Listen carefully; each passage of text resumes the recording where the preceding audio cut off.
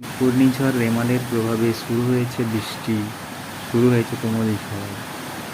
রেমালের দাপট এখন পূর্ব বর্ধমান জেলার পূর্বস্তরে রূপপুরেও।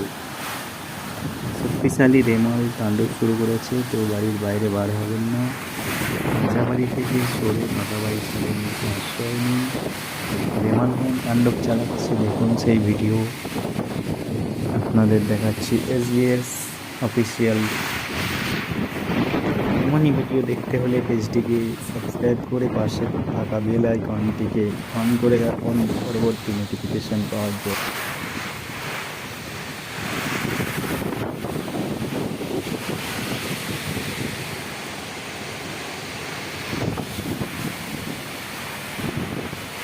এমনই ভিডিও দেখতে হলে পেজটিকে সাবস্ক্রাইব করে পাশে থাকা বেল আইকনটিকে অন করে রাখুন পরবর্তী নোটিফিকেশন পাওয়ার জন্য।